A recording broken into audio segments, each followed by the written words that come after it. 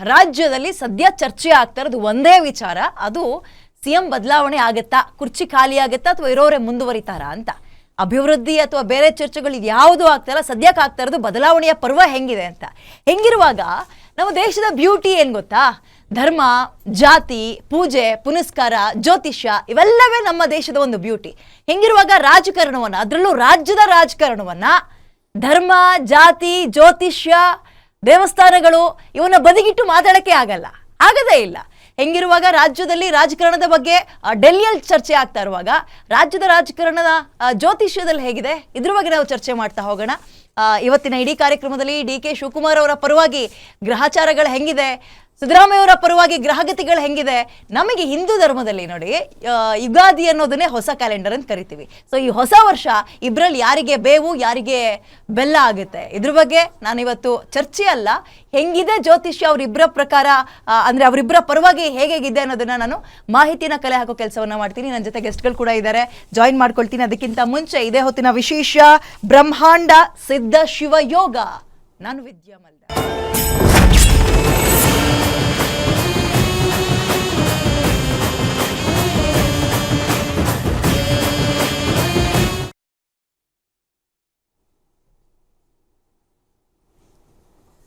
Okay, ಇದೀಗ ನಾನು ಆರಂಭದಲ್ಲಿ ಹೇಳ್ದಂಗೆ ನಮಗೆ ಹೊಸ ವರ್ಷ ಏನಪ್ಪ ಅಂತ ಹೇಳಿದ್ರೆ ಯುಗಾದಿಯ ಕ್ಯಾಲೆಂಡರೇ ನಮಗೆ ಹೊಸ ವರ್ಷ. ಹಂಗೆ ನೋಡೋದಾದ್ರೆ ಸೊ 2.5 ವರ್ಷ ಬದಲಾವಣೆ ಆಗುತ್ತೆ ಅಂತ ರಾಜಕೀಯದಲ್ಲಿ ಚರ್ಚೆ ಆಗ್ತಾ ಇರಬೇಕಾದ್ರೆ ಕೊಟ್ಟ ಮಾತಂತೆ ನಡೆದುಕೊಳ್ತಾರ, ಕೊಟ್ಟ ಮಾತನ್ನ ಈಡೇರಿಸ್ತಾರ. ಡಿ.ಕೆ. ಶಿವಕುಮಾರ್ ಅವರ ಪರವಾಗಿ ಯೋಗ ಹೆಂಗಿದೆ, ಹೋಗಿ ಬಂದು ಆಸ್ತಿಕರು ಡಿ.ಕೆ. ಶಿವಕುಮಾರ್ ಪೂಜೆ ಪುನಸ್ಕಾರ ಒಂದು ಹೆಜ್ಜೆ ಮುಂದೆನೆ.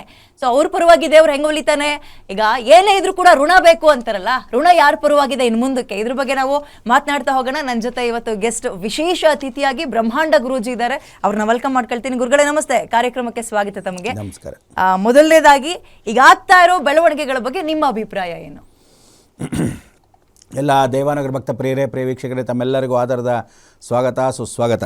ಅಸಾಧ್ಯ ಸಾಧಕ ಸ್ವಾಮಿನ್ ಅಸಾಧ್ಯಂ ದವಕಿಂಬದ ಶ್ರೀರಾಮದೂತ ಕೃಪಾ ಸಿಂಧು ಮತ್ಕಾರ್ಯ ಸಾಧ್ಯ ಪ್ರಭು ಯಾ ದೇವಿ ಸರ್ವಭೂತೇಶು ಮಾತೃರೂಪೇಣ ಸಂಸ್ಥಿತ ನಮಸ್ತಸ್ಯೈ ನಮಸ್ತಸ್ಯೈ ನಮಸ್ತಸ್ಯೈ ನಮೋ ನಮಃ.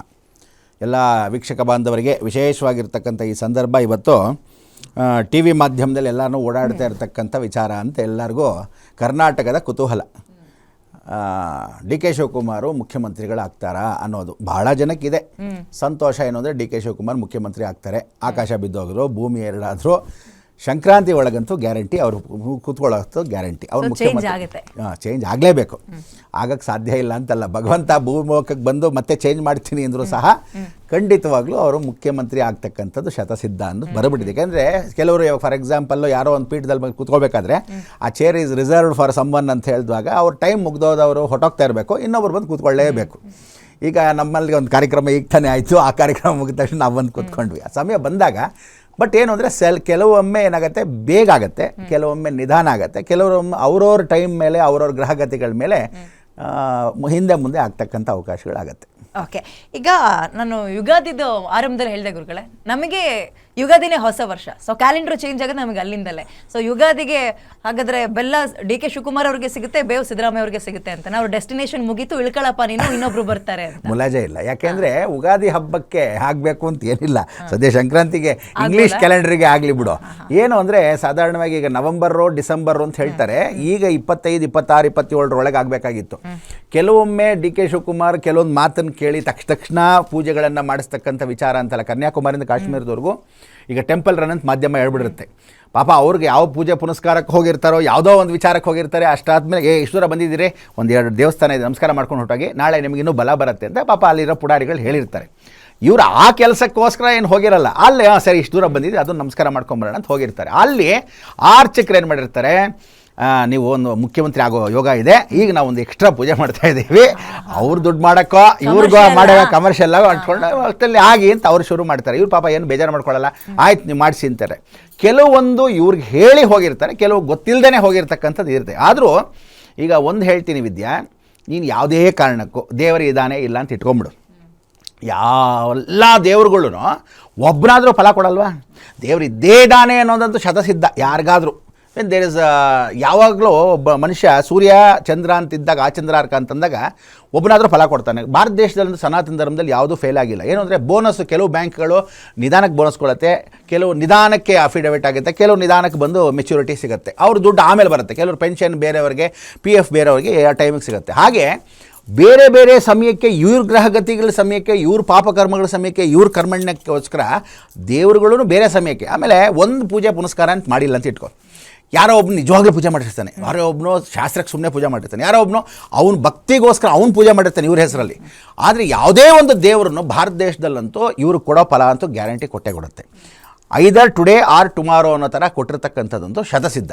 ಇವರಿಗೆ ಇವತ್ತಲ್ಲ ನಾಳೆ ಅಂತ. ಆದರೆ ಇನ್ನೊಂದೇನೋ ತಮಾಷೆ ಅಂದರೆ, ಈಗ ನಮಗೆ ನಡೀತಕ್ಕಂಥ ಒಂದು ಪುಷ್ಯಮಾಸಕ್ಕೆ ಮೊದಲು ಏನು ಕಾರ್ತಿಕ ಮಾಸ ಅಂತೀವಿ, ಅಗ್ನಿಗ್ರಹ ಅಂತ ಕರಿತೀವಿ, ಈ 3 ಪ್ಲಾನೆಟ್ಸು ಅಟ್ ಎ ಟೈಮ್ ಒಂದೇ ಮನೆಯಲ್ಲಿ ಬರೋ ಸಮಯಕ್ಕೆ ಬಂದಾಗ 1000% ಅವ್ರನ್ನ ಕೂಡಿಸ್ಬಿಟ್ಟೆ ಇನ್ನೊಬ್ರು ಇಳಿಬೇಕು ಅಂತ. ಇವಾಗ ನೋಡಿ, ಫಾರ್ ಎಕ್ಸಾಂಪಲ್ ಕುಜ ಮತ್ತು ಶನಿ ಜೊತೆಗಿದ್ದಾಗ ಯಾರ್ದ ಜಾತಕ ನೋಡ್ಬಿಟ್ಟಾಗ ಇವನು ಸ್ಟೇಷನ್ಗೆ ಹೋಗೋದು ಗ್ಯಾರಂಟಿ, ಪೊಲೀಸ್ ಸ್ಟೇಷನ್ಗೆ ಅಂತ. It may be passport sign ಹಾಕ್ಸ್ಕೊಳಕ್ಕೆ ಒಂದು ಹೋಗೋಕ್ಕೋಸ್ಕರ ಹೋಗ್ಬೋದು, ಸಾಕ್ಷಿಗೆ ಹೋಗ್ಬೋದು, ಕಳ್ತನ ಮಾಡಿ ಹೋಗ್ಬೋದು, ಸ್ಟೇಷನ್ಗೆ ಹೋಗೋದು ಗ್ಯಾರಂಟಿ ಅಂತ ಇರುತ್ತೆ. ಆದರೆ ಆ ಪ್ಲಾನೆಟರಿ ಪೊಸಿಷನ್ ಹೀಗೆ ಇವ್ರನ್ನ ಈ ಸಮಯಕ್ಕೆ ಕೂಡಿಸ್ಬೇಕು, ಯಾವಾಗ ಕೂಡಿಸ್ಬಾರ್ದು ಅಂತಿಲ್ಲ. ಮಧ್ಯದಲ್ಲಿ ರಾಹುಕೇತುಗಳ ಕಾಟನೂ ಇರುತ್ತೆ.